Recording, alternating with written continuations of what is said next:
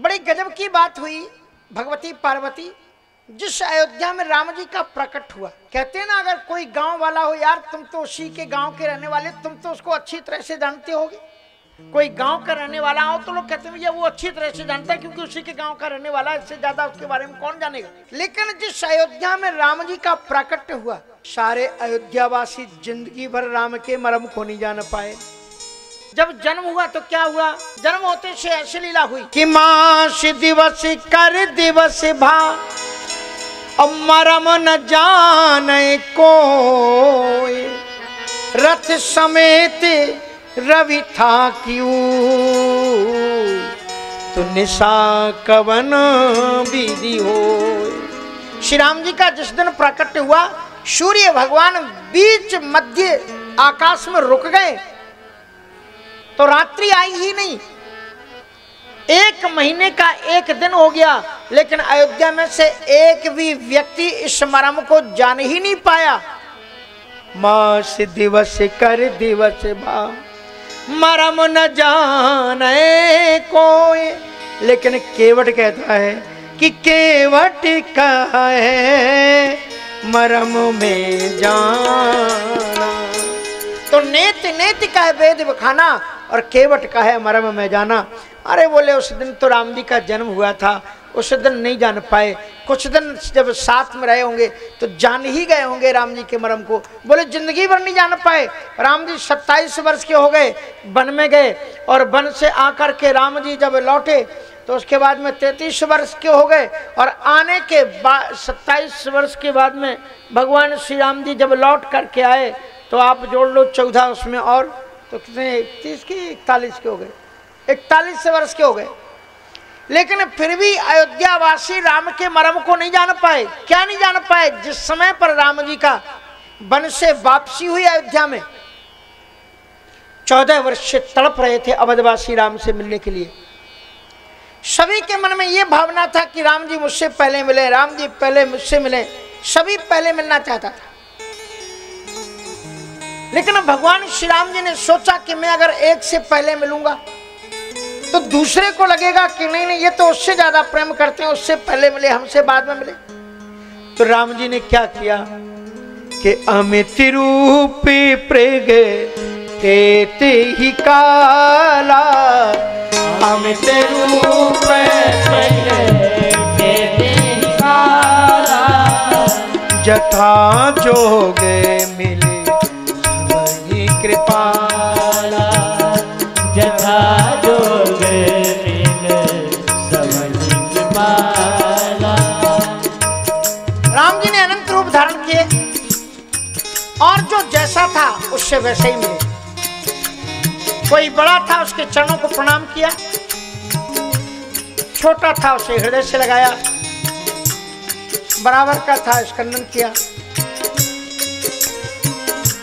अमित रूप प्रगे तेते ही काला, अमित रूप प्रगे तेते ही काला, जथा जोगे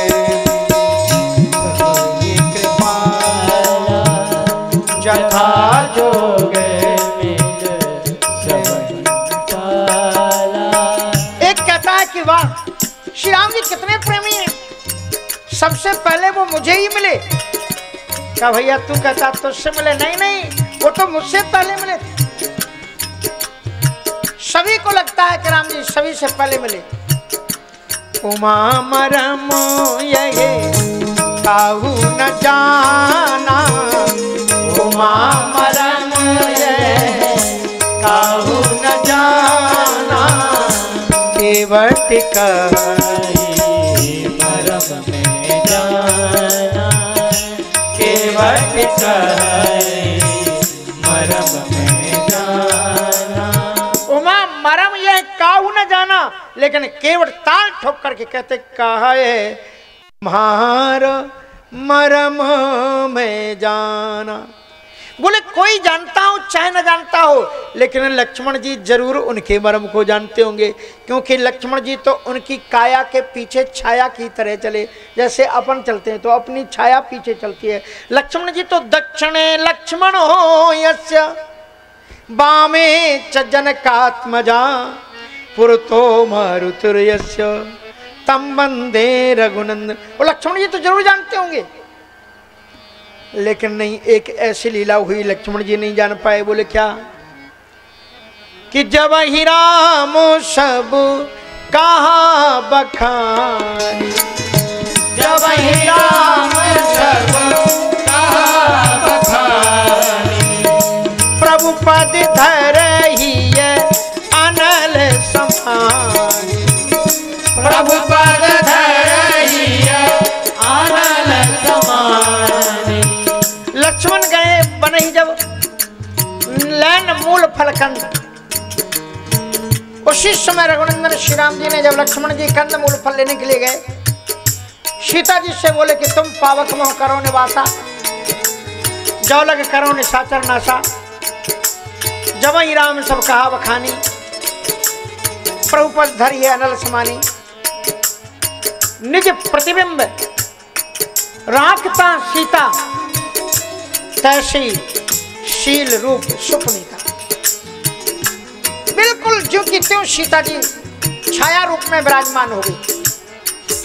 ये मरम लक्ष्मण हुए मरम न जाना, लक्ष्मण हुए मरम न जाना, केवट कही मरम में जाना, केवट कही मरम में जाना।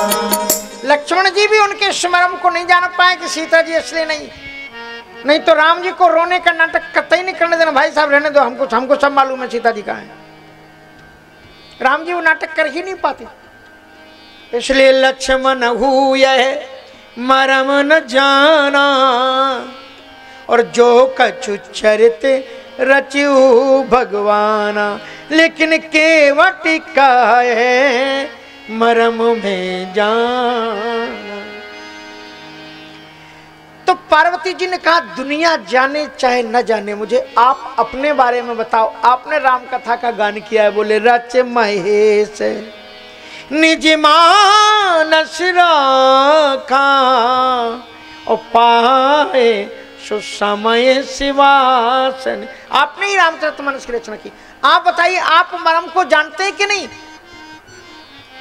तो शंकर जी मुस्कुरा करके बोले राम को जानना बड़ा मुश्किल है और बड़ा सरल है। कहते भगवान का ऐसा स्वभाव है कि ना तो यहाँ पर कोई ज्ञानी है ना कोई मूर्ख है। बोले बिहस महेश तब और ज्ञानी मूढ़ न कोय, और जही जस रघुपति करहि सब, सो सब तेहि क्षण होय।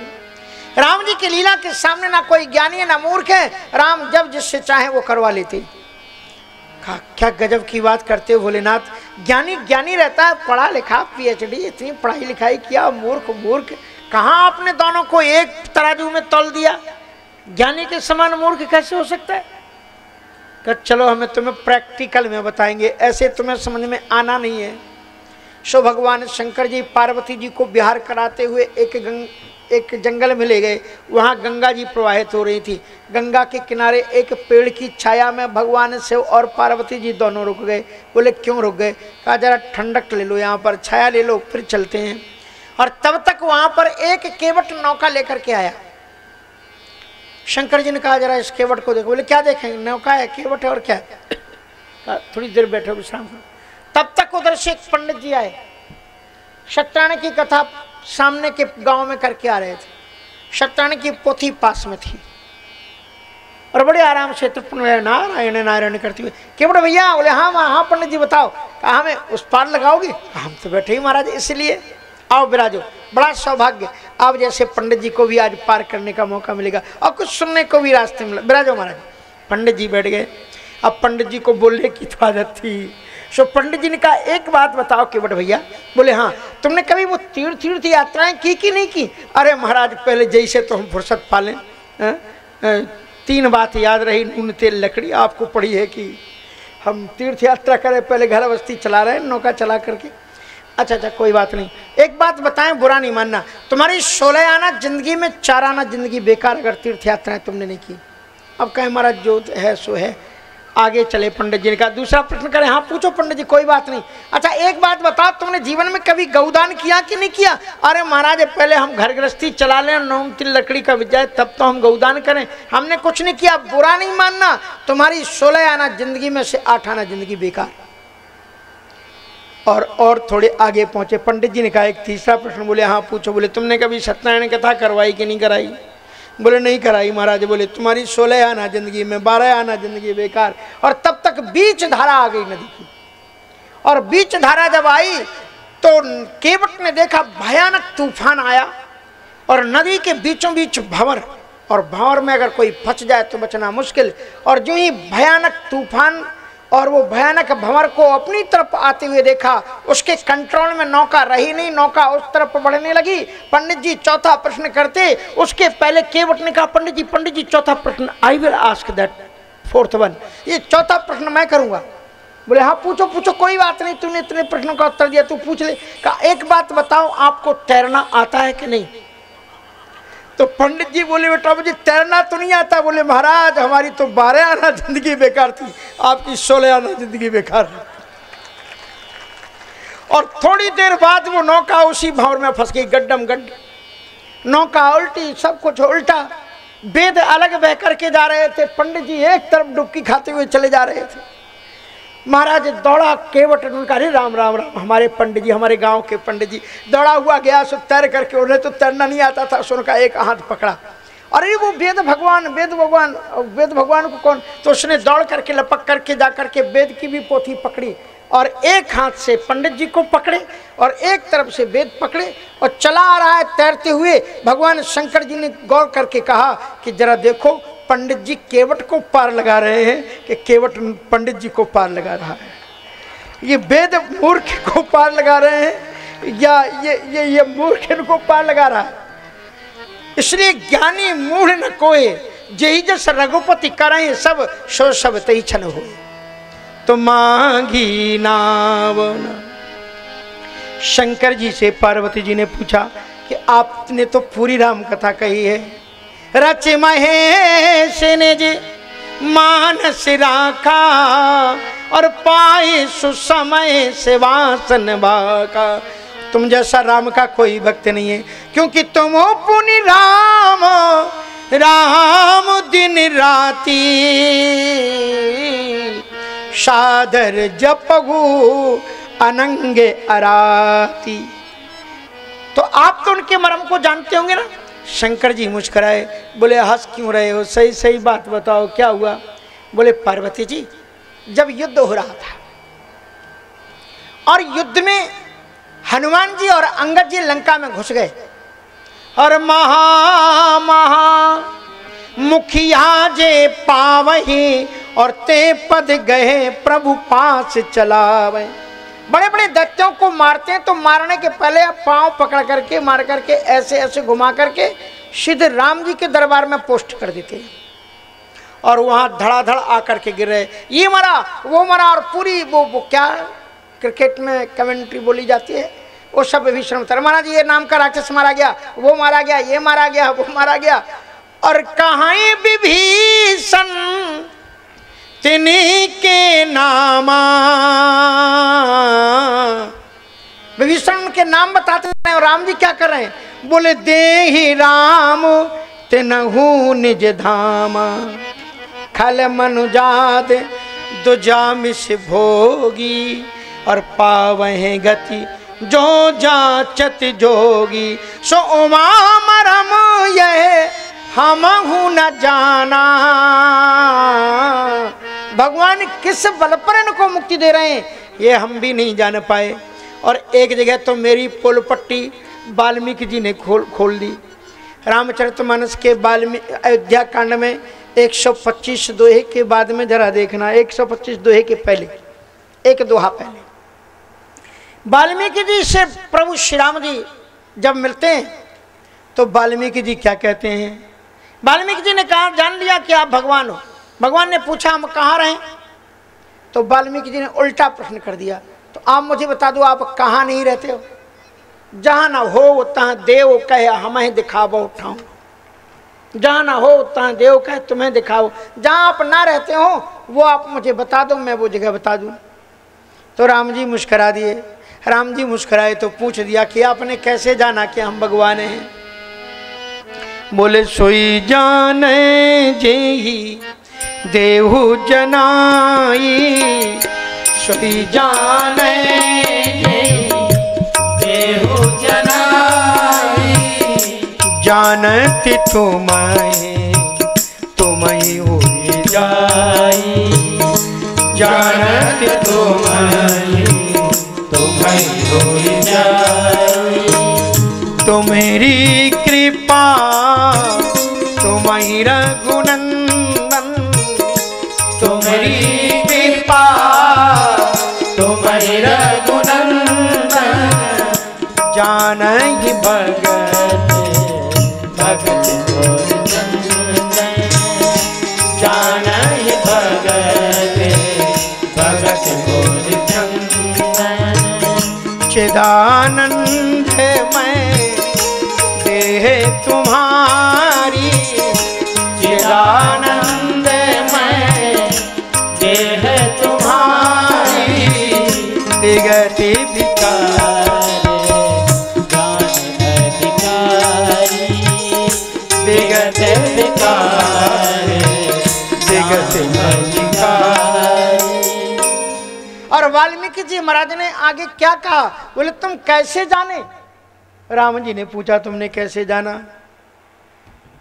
कहा आप एक ऐसे परमात्मा हो कि जिन्हें अवतार लेने के लिए, राक्षसों को मारने के लिए भगवान को अवतार लेने की जरूरत नहीं है। राम तापनी उपनिषद में लिखते हैं कि श्री राम जी कौन है? तो कहते हैं रमन्ते योगिनो अनंते नित्यानंदे चिदात्मनि,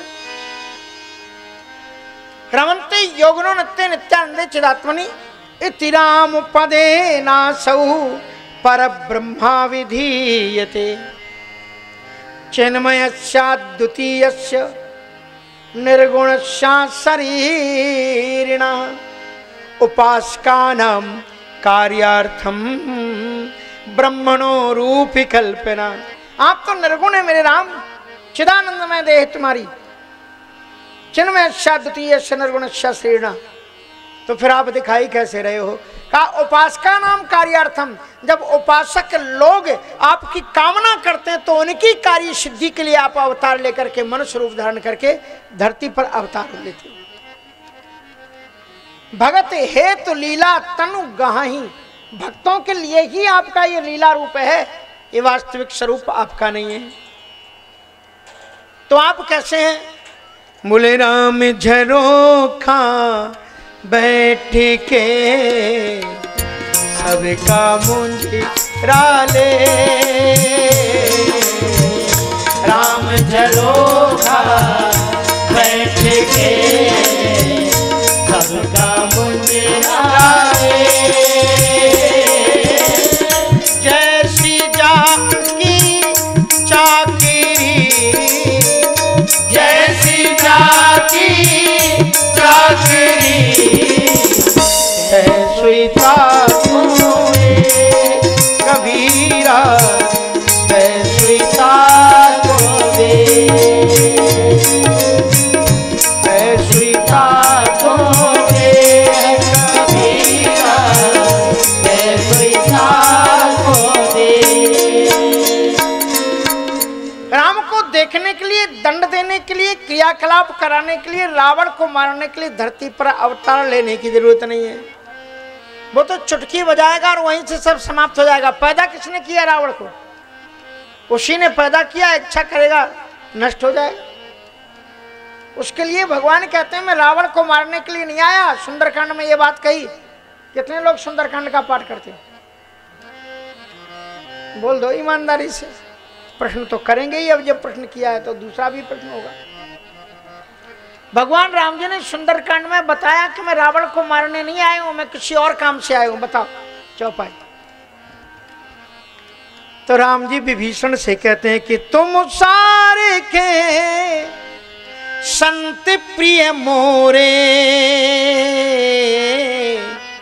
धरो दे नहीं आने निहोरे। मैं तुम्हारे जैसे संतों के लिए ही अवतार लेता हूं विभीषण, दूसरा कोई रीजन नहीं है। मैं रावण को मारने नहीं आया, रावण को तो इच्छा करूंगा, खत्म।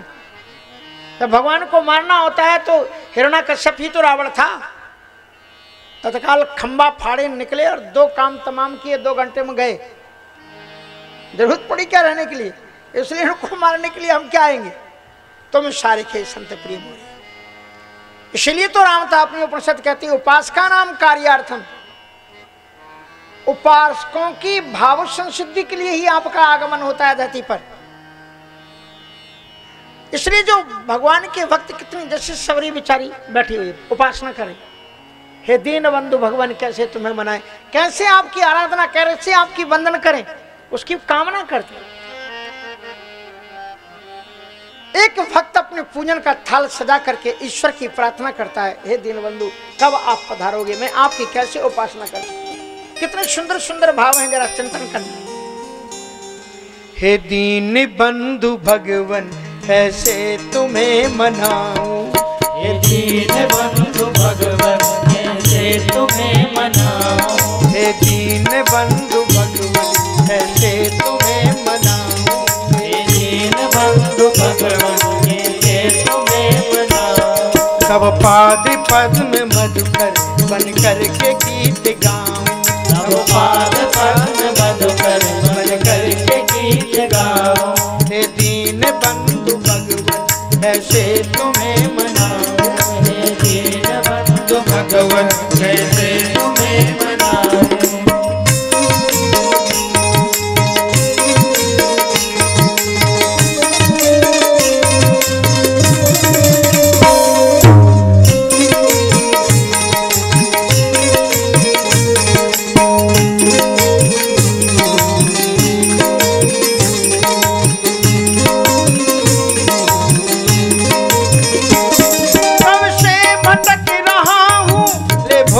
थाल कर में कब से भटक रहा हूँ, ले भोग थाल कर में। आशा यही कि भगवन आओगे मेरे घर में, आशा यही कि भगवन आओगे मेरे घर में।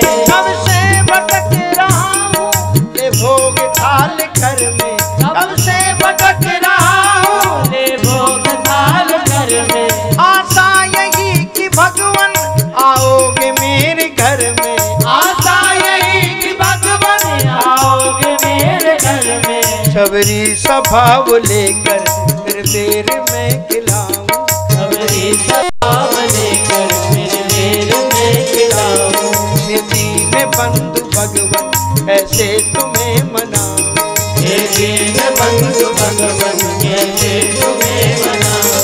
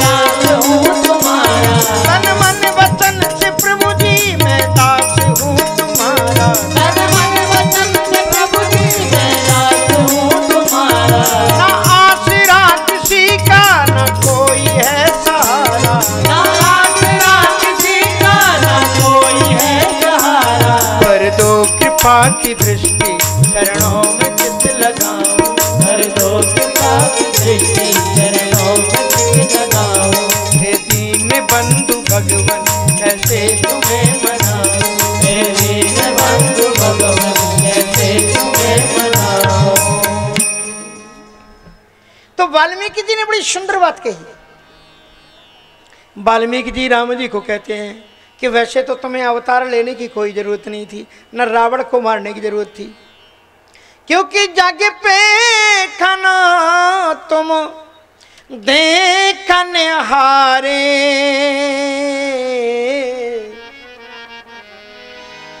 विधि, राम जी के पावर देखो आप, राम जी का पावर क्या है वाल्मीकि जी बता रहे हैं।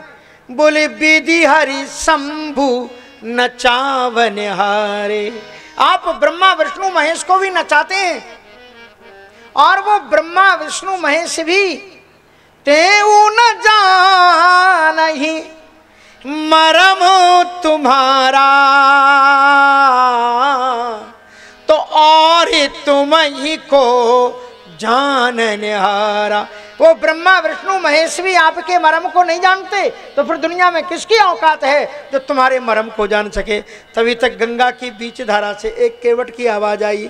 बोले कहाँ ये तुम्हारे मरम में जाना, कहाँ ये तुम्हारे मरम में जाना।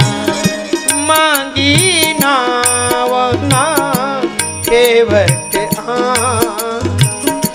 मांगी नावना केवट कहे तुम्हारे मरम में जाना, कहे तुम्हारे मरम में जाना। बोले भैया भी 1 घंटा हो गया इसको, अभी यही नहीं हुआ कि कहे तुम्हारा मरम में जान। अरे तू भैया सीधे मरम बता, तेरा मरम क्या है, रहस्य क्या है। का पहला तो रहस्य गोस्वामी तुलसीदास जी ने रामचरितमानस में पहले ही स्पष्ट कर दिया। बोले कौन सा। बोले चरण कमल, केवट कह रहा है प्रभु जी कि चरण कमल रज कहाँ सब कहीं, मानुषी करन मूरी कछु आई। आपके चरणों के बारे में सब लोग कहते हैं कि आपके चरणों की धूल में कुछ ऐसा जादू है कि जो पत्थर को नारी बना देता है, मानुषी, उससे मानुषी बना देते हैं। मानुषी करण मूरी, मूरी मानी जड़ी बूटी, कुछ जो जड़ी बूटी कि मानुष करनी मूरी कछुआई। प्रमाण का मैं एग्जाम्पल देता हूं कि छुअत शिला भई नारी सुहाई। मेरे सरकार, जब आप जनकपुर को जा रहे थे, रास्ते में एक पत्थर मिल गया और आपके चरण धोखे से उससे लग गए, तो क्या हुआ कि छुअत शिला भई नारी सुहाई, और पाहन तेना काठ कठिनाई। वो तो महाराज पत्थर था, पत्थर बड़ा कठोर होता है। आपके चरण की धूल की जादू ने कुछ ऐसा किया कि वो पत्थर स्पर्श पा करके एक ऋषि पत्नी के रूप में परिणत हो गया। और ये तो काठ है, काठ तो पत्थर से बहुत कोमल होता है, और कौन जाने ये काठ भी पुराने जन्म में किसी ऋषि की पत्नी रहा हो, और आप इसको छुएं और ये भी किसी ऋषि की नारी बन जाए और कोई ऋषि दावा ठोक दे कि मेरी पत्नी है। हमारा क्या होगा? उसका तो घर बसेगा, लेकिन मेरा क्या होगा? इसलिए उन्होंने कहा कि यही प्रतिपालो तरण्यो मुनि घर नहीं हुए जाई। ये मेरी नौका भी किसी मुनि की पत्नी हो जाएगी। और बाटी पर वो पत्थर आपके रास्ते में आया था और ये भी रास्ते में आ गई है। और बाटे परे मोरी नाव उड़ाई, और कहीं बीच रास्ते में नौका उड़ गई तो फिर मैं क्या करूंगा महाराज? मेरा परिवार तो केवल इसी के सहारे चलता है, और दूसरा कोई अवलंब ही नहीं है मेरे परिवार का चलाने का। इसलिए महाराज आप चिंतन कीजिए कि अगर ये भी कुछ बन गई तो फिर हम क्या करेंगे। मेरे पास तो कुछ और भी धंधा नहीं, कोई हम पंडित जी थोड़ी है कि सत्यानारायण की कथा बात खाएंगे, अपना घर चला लेंगे। पात भरी सहरी, गोस्वामी तुलसीदास जी राम गीतावली में लिखते कि पात भरी सहरी सकल सुत बारे बारे, केवट की जाति कछु वेद ना पढ़ाई हो, सब परिवार मेरो या ही लागे राजाजू, हाँ दीन वित्तहीन कैसे दूसरी गढ़ाई हो। मैं कोई पंडित नहीं हूं जो वेद मंत्रोच्चारण करके घर परिवार चला लूंगा। मेरो परिवार सब या ही लाग राजाजू, हाँ दीन वित्तहीन कैसे दूसरी गढ़ाई हो। मैं दीनहीन हूँ, वित्त मानी रुपया पैसा मेरे पास में नहीं है कि मैं तत्काल से दूसरी नौका बना लूंगा और धंधा शुरू कर दूंगा, तो मेरा परिवार कैसे चलेगा।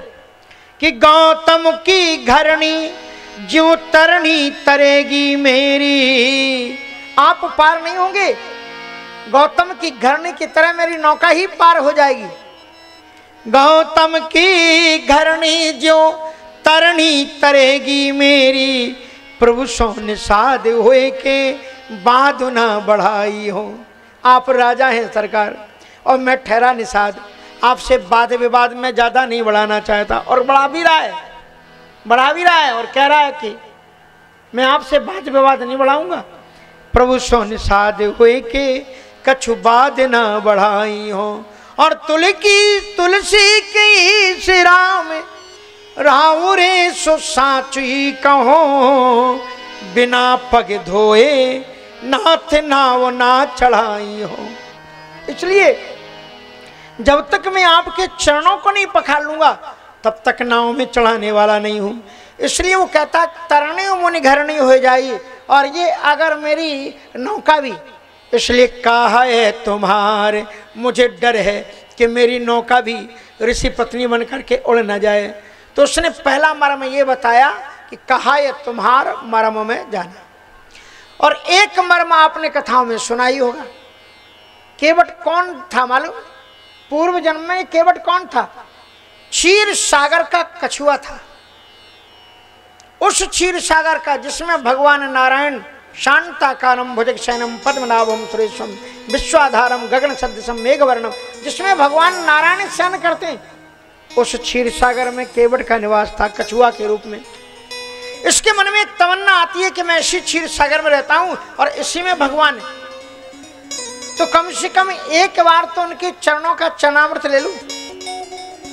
और आप कभी जिस नदी में, जिस तालाब में कछुए हो, उसमें जरा पांव लटका के बैठना थोड़ी देर, तो कछुए आ ही जाते हैं चरणों का चुंबन करने के लिए। तो उसने सोचा कि प्रभु का मैं चरणामृत ले लूं, इसलिए वो कछुआ, केवट पूर्व जन्म में कछुआ था और भगवान नारायण के चरणों का चरणामृत लेकर के चरणों के पास आया। और जो ही भगवती लक्ष्मी जी ने देखा कि कछुआ भगवान के चरणों को छू रहा है, उन्होंने अपने पंखा हाथ से जलती थी, बड़ी शक्ति है, ऐसा पंखा झला कि बेचारा न जाने कितने दूर तक गुलाटी खाता हुआ चला गया। अपने दुर्भाग्य पर रोने लगा, कहा चलो कोई बात नहीं, मैं प्रभु के चरणों का चरणामृत नहीं ले पा रहा हूं, तो कम से कम इनकी झांकी के रूप रस माधुरी की छटा तो उतार लो। तो अब दोबारा फिर साहस करके आया, चरणों की तरफ नहीं गया, जिधर ठाकुर जी का मुखारविंद था भगवान नारायण का, उस तरफ चला गया। और जो ही उस तरफ गया तो वहां शेषनाग जी की दृष्टि पड़ गई, वो ऊपर ही ऐसे फन किए बैठे थे। एक जोर से फूंक मारी तो पता नहीं कितने कोस बेचारा उल्ट पलट करता हुआ गया। फिर तो वो इतना रोया कि क्षीर सागर का दूध फट गया, खारा पानी नीचे समुद्र बन गया। और बहुत रो रहा था। नारद जी महाराज को दया आई, समझाया, का त्रेता ब्रह्म मनुज तनु धरहि। यही प्रभु त्रेता में दशरथ तनय रघुकुल नंदन बन करके धरती पर अवतरित होंगे और ये गंगा को पार करेंगे। क्षीर सागर में रहने वाले प्रभु को गंगा पार करना कठिन होगा। तुम जाओ वहां पर नौका संभाल लेना, और जब तक चरण पखार ना लो तब तक उनको पार मत करने देना। इसलिए कहा है तुम्हारे मरम में जाना, आपके मरम को जान गया, आपको मैं पार नहीं कर सकता। ये दूसरा भाव हुआ। एक तीसरे संत ने एक तीसरा भाव दिया। तीसरे संत कहते हैं एक और भी अर्थ है। बोले क्या हुआ? का एक बार ये केवट पूर्व जन्म में, कई जन्म हुए ना, तब भी केवट ही था, और एक दिन नौका खेने का काम खत्म करके घर चला जा रहा था। रास्ते में सत्संग हो रहा था, सो सत्संग में बैठ गया, और सत्संग में जब बैठा तो उसमें भगवान के ध्यान की विधि बताई, और उसमें यह बताया कि भगवान भाव वश्य भगवान सुख निधान करुणा भवन तज ममता मदमान भजिए सदासीत। भगवान जी तो भाव के वशीभूत हैं। उस दिन उसके दिल और दिमाग में केवल ठाकुर जी का ही ध्यान आता रहा। जब नदी के किनारे पहुंचा, जाल उसने डाला नदी में, ध्यान में भगवान थे। बेचारा ऐसे ऐसे चलाता रहा जाल को कि शायद कोई मछली फंसे, पर कोई मछली नहीं फंसी। जब कोई मछली नहीं फंसी तो उसने कहा चलो भगवान को ही याद कर ले, और मन ही मन क्या सोचने लगा कि आज एक भी मछली तो फंसी नहीं, हमारे अगर इस जाल में कहीं भगवान ही फंस जाते तो मजा आ जाता। और जो ही उसने इतना कहा, भाव वत्स भगवान सुख निधान करुणा भवन यो यथा माम प्रपद्यन्ते तांस तथैव भजाम्यहम्, हम उसका जो जल था वो डुबकी खाने लगा, वजन हो गया। अरे फंस गई कोई मछली फंस गई। बड़ी ताकत से उसने अपने जाल को उठाने की कोशिश की, बड़ी मुश्किल से खींचतान करके जब जाल उठाया, ये मेरे भगवान, उसमें एक ऐसी मछली फंसी जिसके 4 हाथ, शंख चक्र गदा पद्म धारण किए हुए साक्षात नारायण ही उस जाल के अंदर में दिखलाई पड़े। एक बिजली चमकी और एक उसने दर्शन किया और भगवान अदृश्य हो गए। और जब भगवान अदृश्य हुए तो वो रोने लगा बड़ा अधीर होकर के। बोले प्रभु जी ये क्या हुआ, मुझे जी भर के दर्शन नहीं हो गया, नहीं हो पाया। कहा बस ठीक है, अब तेरी मैंने लाव लगा दी, एक टेस्ट करा दिया भगवान के दर्शन का, अब तुझे मजा आनंद आ गया। जब कोई एक बार बिहारी जी का दर्शन कर लेता ना, हमारे बिहारी जी का, तो फिर बार बार आने की मन होता है उसका। अब आपको टेस्ट करा दिया, अब अगला पूरा दर्शन हम आपको अगले जन्म में, इस जाल में नहीं तेरे, लेकिन वाणी रूपी जाल में हम भी फंस जाएंगे अगले अवतार में। और वही केवट की वाणी को सत्य करने के लिए आज खुद नारायण सामने राम बन करके खड़े हुए हैं। और केवट कहता है कि मुझे पूरे वरदान की याद है, इसलिए कहा है तुम्हारे मर्म में जाना। एक चौथे संत ने इसका अलग अर्थ किया। चौथे संत इसका अर्थ करते हुए कहते हैं कि केवट ने कहा कि सरकार, आपके पिताजी ने तो आपको वनवास दिया नहीं है, आप अपने आप आए,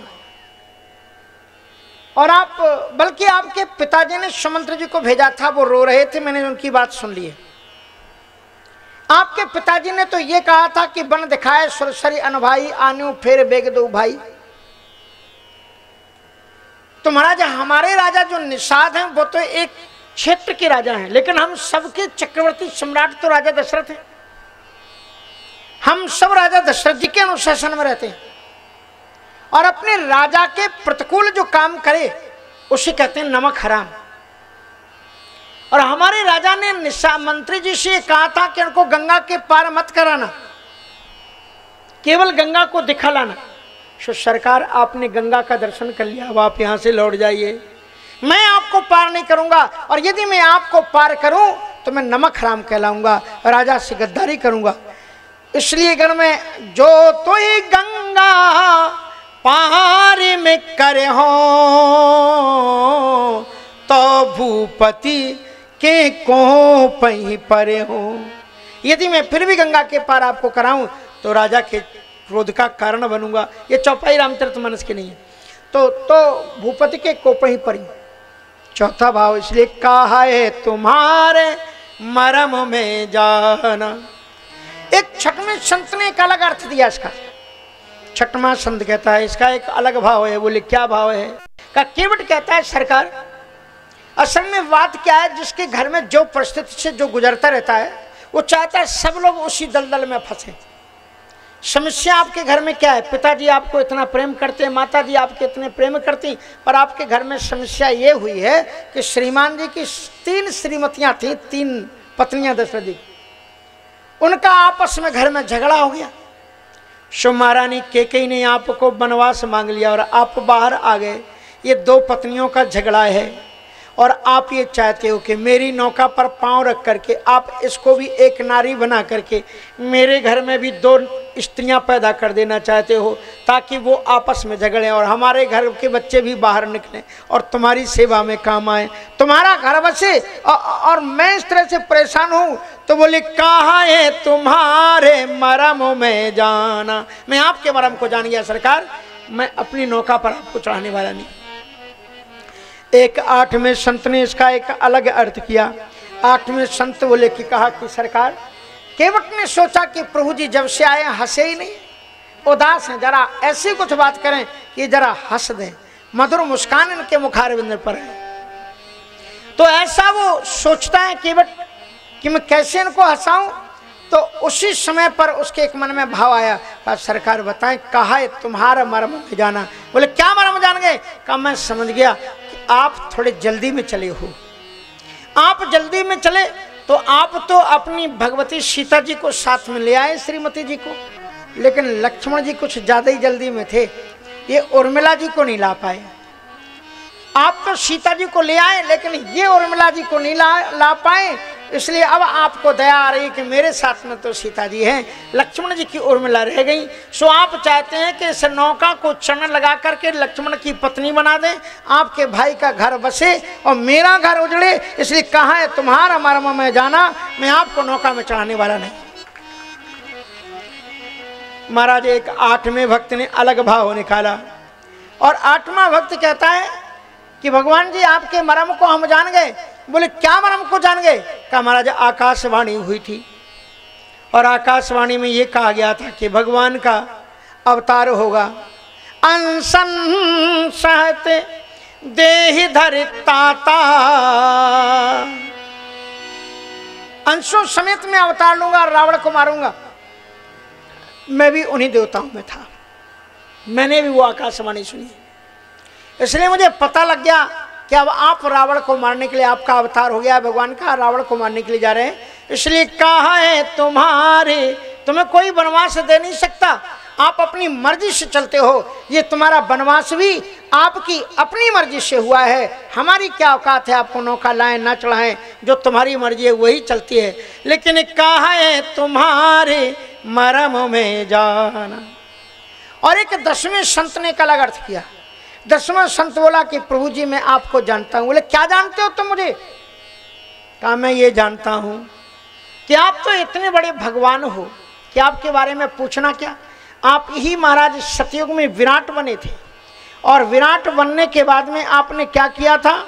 अद्भुत लीला का विस्तार किया था कि उस समय पर आपने इतना विराट रूप धारण किया कि आपने 2 पांव में पृथ्वी को नाप लिया और अब आपके इतने छोटे छोटे पांव हो गए कि आप गंगा जी पार नहीं कर पाए।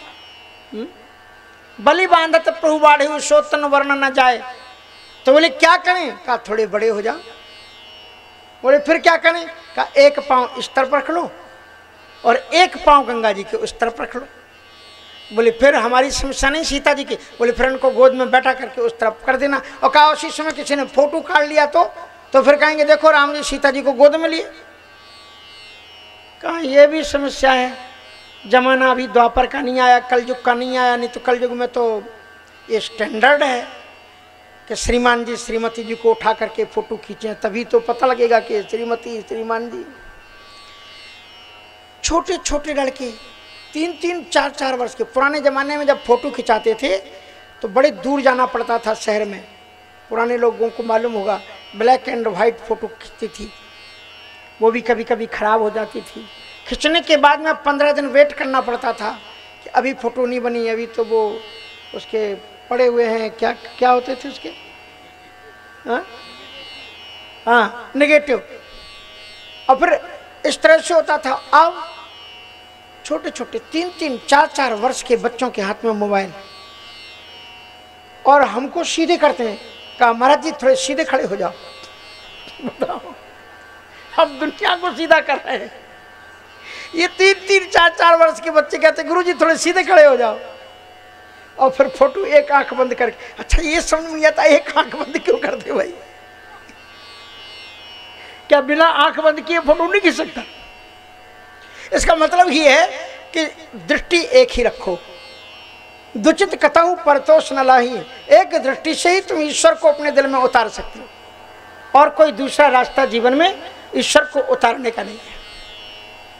तो इस प्रकार से बड़ी सुंदर बात वो कहते हैं कि महाराज बड़ी अच्छी बात केवट कहता है कि आप एक पांव इधर रखो, एक पांव उधर रखो, किशोरी जी को उतार दो पहले, उसके बाद में लक्ष्मण जी को भी हाथ पकड़ के उतार लेना। कहा ये संभव नहीं है अभी। तो कहा तो फिर कोई बात नहीं, एक काम करो आप कि आप वो यही घाट से थोड़े की दूर आहे, कटिलों जलठाओं दिखावी हो जो।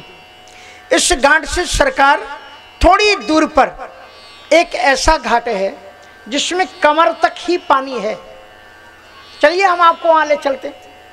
यही घाट ते थोड़ा की दूरी है, कटिलों जल थाई दिखाई हो जू। पर से पग दूरी तरह तरनी, घरनी घर क्यों समझाई हो जू।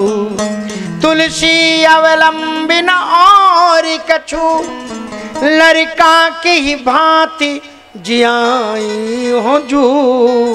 बरमारी मोए बिना पग धोए, नाथ न नाहु चढ़ाई हो मैं। भले ही आप मुझे मार दीजिए, कलेजे के पार बाण उतार दो, लेकिन आपको उधर करने वाला नहीं मैं। तो कहते आखिर तुम चाहते क्या हो? मुझे पहले पग धोने दो, चाहे देर भले होने दो। सरकार गंगा पार में हारूंगा मैं। पहले पग धोने दो, देर भले होने दो। सरकार गंगा पार में उतारूंगा नहीं। पहले पग धोने दो, चाहे देर भले होने दो। सरकार गंगा पार में पहले पग धोने दो, देर भले होने दो। सरकार गंगा पार में उतारूंगा नहीं। विदित हुआ है मरम तुम्हारा, क्या क्या तुम कर आए हो। विदित हुआ है मरम तुम्हारा, क्या क्या तुम कर आए हो। इन चरणों से नारी बनाना सीख कहाँ से आए हो। इन चरणों से नारी बनाना सीख कहाँ से आए हो। छोटे छोटे मारूंगा नहीं, छोटे छोटे बच्चे भूख मारूंगा नहीं। सरकार गंगा पार में उतारूंगा नहीं। सरकार गंगा पार में उतारूंगा नहीं। पहले पग धोने दो, चाहे देर भले होने दो। पहले पग धोने दो, चाहे देर भले होने दो। सरकार गंगा पार में उतारूंगा नहीं। सरकार गंगा पार में उतारूंगा नहीं। हरि बोल।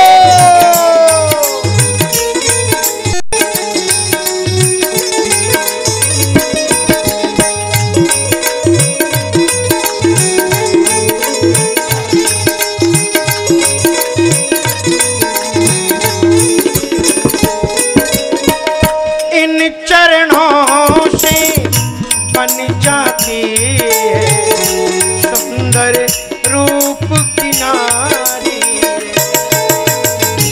इन चरणों से बन जाती है सुंदर रूप की नारी है। इन चरणों से बन जाती है सुंदर रूप की नारी है। इन चरणों से बन जाती है सुंदर रूप की नारी है। जो मेरी नैया बन जाए लड़े मेरी गरबारी है। जो मेरी नैया बन जाए लड़े मेरी घरबारी है। झगड़े की जड़ अपने डालूंगा नहीं, झगड़े की जड़ अपने घर में डालूंगा नहीं। सरकार गंगा पार मैं उतारूंगा नहीं। सरकार गंगा पार मैं उतारूंगा नहीं। पहले पग धोने दो चाहे सिर भले होने दो। सरकार गंगा पार मैं उतारूंगा नहीं। सरकार गंगा पार मैं उतारूंगा नहीं।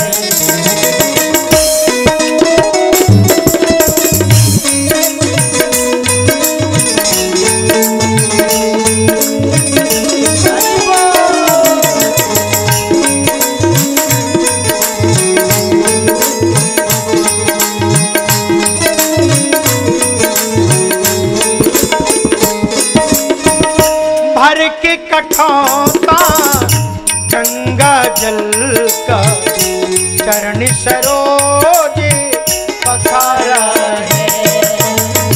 भर के कठौता गंगा जल का चरण सरोज पखारा है। राम लखन सीता मैया को गंगा पारे उतारा है।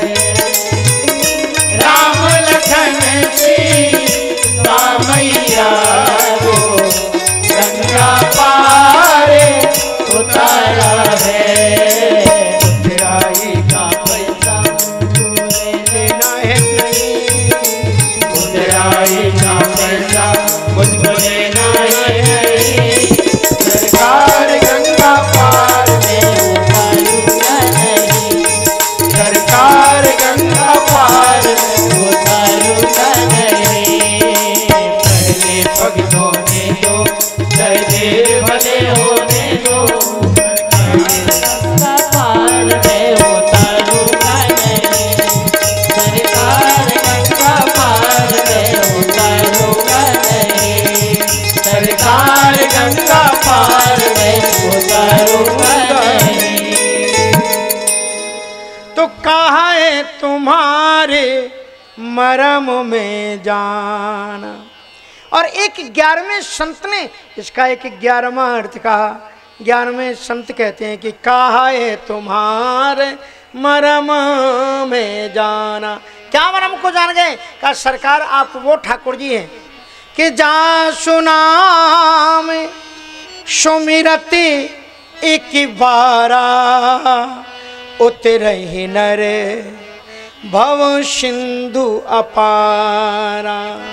और सोई कृपालु केवट ही निहोरा। और जेहि जग किए तिहू पगहू ते थोरा। मेरे मालिक केवट आंखों में आंसू भर करके कहता है कि मेरे मालिक मैं आपको जान गया, आप वो सरकार हैं जिनके नाम को स्मरण करके राम नाम लिखने से पत्थर तर जाते हैं। जा सुनाम स्मृत एक बारा और उतना ही नर भव सिंधु अपारा। अपार भवसागर को लोग पार कर जाते हैं। आप मेरे सामने हाथ जोड़ रहे हैं कि नौका से पार कर दो। मैं जानता हूँ मेरे मालिक आप करुणांतर्यामी हो, आप भक्त वत्सल हो, आप भक्त के ऊपर कृपा की बौछार करने आए हो, दया को लुटाने आए हो, मेरी झोली को भरने आए हो, इसलिए कहा ये तुम्हार मर्म मैं जाना। बोले भैया मर्म की बात अगर पूरी हो गई हो तो सीधे से बताओ कि पार करने के लिए तुम लोगे दोगे क्या? बोले ज़्यादा कुछ नहीं, छोटी सी बात है। क्या बात है? बोले जो प्रभु पारे अवश्य गा चाहू। एक निवेदन है केवल आपसे छोटा सा। बोले क्या? अगर आप निश्चित रूप से पार जाना चाहते हो तो एक ही उपाय है, तो मुहि पद पदुम पखारन कहू। आप मुझसे कहो केवट भैया नौका लाओ और फिर मेरे चरण पखारो और फिर मुझे पार करो। आप कहो कि चरण पखारो। लक्ष्मण जी ने कहा भाई साहब इसी के लिए तुम 2 घंटे से खड़ा किए हो, इसके लिए कहने की जरूरत क्या है? ले आते पानी धो लेते पाँव, इसमें इतनी देर लगाने की जरूरत क्या थी?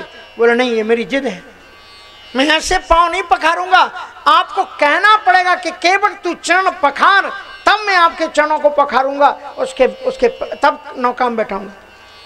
और कहा बिना कहे अगर तू पखार लेगा तो क्या तेरी जात घट जाएगी? बोले हाँ मेरी जात घट जाएगी। कैसे? कहा कि अगर मैंने आपके बिना कहे आपके चरण पखार लिए तो दुनिया के लोग कहेंगे अरे केवल तो नीच जाति के लोग होते हैं, और नीच जाति के लोगों को भगवान के चरणों का पखारने का अधिकार थोड़ी है। वो तो राम जी बेचारे खड़े हुए थे, जबरन जाकर के पाँव पखार लिया, इसलिए उसने पाँव, उसकी कहाँ औकात थी कि भगवान के चरण। इसलिए आप कहो मेरी सरकार के प्रभु के चरणों का पखारने का, उनकी पूजा करने का सारी दुनिया के लोगों का अधिकार है। वो किसी भी जाति, किसी भी बिरादरी, किसी में कुल गोत्र में पैदा हुए, सभी को अधिकार है। आप कहो मोहि पद पद्म पखारन कहू, कहो आप तो पखारे। अच्छा आप ध्यान देखिएगा, उसने किसके चरण पखारने की बात की? केवल राम जी के चरणों को पखारने के लिए नहीं कहा, तीनों को कहा है, इसलिए 3 शब्दों का प्रयोग किया है। इस चौपाई में कह रहा है मुहि पद पद्म पखारन कहू। ये किसके हैं? किशोरी जी के पद पद्म हैं और पद कमल धोए चढ़ाए, ये राम जी के पद कमल है। और फिर कहता है जब लगन पांव पखारे हो, यहाँ कोई उपमा नहीं है, लक्ष्मण जी के चरण 3, उसने कहा कि तीनों को तब लगन तुलसीदास नाथ कृपालु पार उतारे। तो भगवान से कहता है कि मुझे आप चरण पखारने के लिए कहोगे तो हम आपको पार उतारेंगे। और मैं आपकी सौगंध खा के कहता हूं, पद कमल धोए चढ़ाए नाव नाथ उतराई चाओ। पद कमल धोए चढ़ाए नाव नाथ उतराई चाओ। मेरा मेरा आने दशरथ शपथ सब साची का। मोहरा मेरा आने दशरथ शपथ सब साची का। भरती मारा लखन पैज लगी न पाऊं पखारी हो।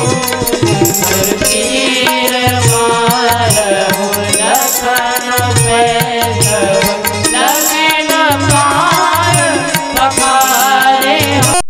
सब लगी न तुलसी नाथ नाथ कृपालु पारी उतारी हो। सब लगन तुलसी नाथ नाथ कृपालु पार उतारी हो। पद कमल धोए चढ़ाए। केवट कहता है जब तक आपके चरण कमल नहीं पखार लेता, और उसके बाद में पद कमल धोए चढ़ाए नाव न नाथ उतराई चाहूं। आप ऐसा मत सोचना कि आप राजकुमार हैं तो हम बहुत बड़ी कोई उतराई मांग रहे होंगे इसलिए। और अगर आपको विश्वास ना, मुझे मालूम है कि आप बनपत पर हैं, मुहि राम राउर आन, दशरथ शपथ सब साची कहो।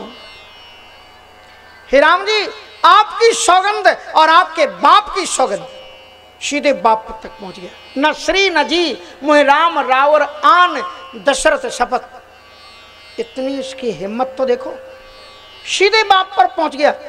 लक्ष्मण जी ने कहा यह तो कुछ ज्यादा ही पार हो रहा है। लक्ष्मण जी की आंखें थोड़ी लाल हुई और बाण पर हाथ चला गया। केवट इतना जानता था पहले से ही कि क्या एक्शन यहां पर होगा।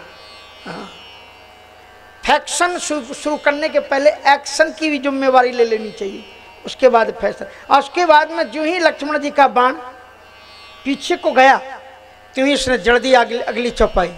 बरु तीर मारही लखन पे। एक जगह मैं प्रवचन कर रहा था, बड़े मूर्धन्य और रामायण के ज्ञाता थे, अब नहीं है उस शरीर से धरती पर। मैं लक्ष्मण का चरित्र विहार में भभुआ तरफ की कथा थी, सम्मेलन होते थे पहले, सन 86 की बात होगी। सम्मेलन चल रहा था और मुझे शुरू से ही एक ही चौपाई थी, बंदों लक्ष्मण पद जल जाता, शीतल सुबह भगत सुखदाता। और इसी पर प्रवचन 9 दिन तक चलता रहा। एक अयोध्या के मूर्धन्य सुप्रतिष्ठित विद्वान आए और उनसे लोगों ने आग्रह किया कि महाराज जी आप केवट के चरित्र पर बोलिए। तो उन्होंने कहा कि बताइए, ये वेदांती जी को तो आपने कितना तात्विक प्रसंग जनक और लक्ष्मण जी की भूमिका दे रखी है और मुझे आप केवट पकड़ा रहे हैं, ऐसे शब्द उन्होंने बोला।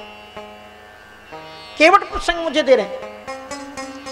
वो बात हमारे बड़े मित्र थे गोविंद किंकर जी, उन्होंने मुझसे आकर के गई। उनके गांव में पांडे लोगों का ही वो गांव था, अच्छे रामायण के ज्ञानी लोग थे।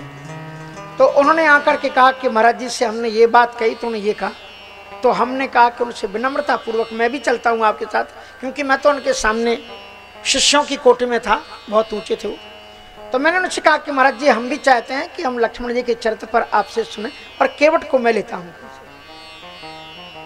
रामचरितमानस का ऐसा कोई भी प्रसंग नहीं है जिसको आप हल्के रंग से ले सकें, उसमें भी वेदांत है। केवट का प्रसंग भी अगर वेदांत की दृष्टि से देखो तो बड़ी गहराई का प्रसंग है। भगवान श्री कृष्ण जी भगवद गीता के 11वें अध्याय का अंतिम श्लोक पूरा चरितार्थ करता है। केवट भगवान कृष्ण ने अर्जुन से कहा है कि मेरा कौन प्रिय, मेरा भक्त कौन है। उसके बाद तो पूरा 12वां अध्याय जिसमें बताते हैं कि कौन मेरा भक्त।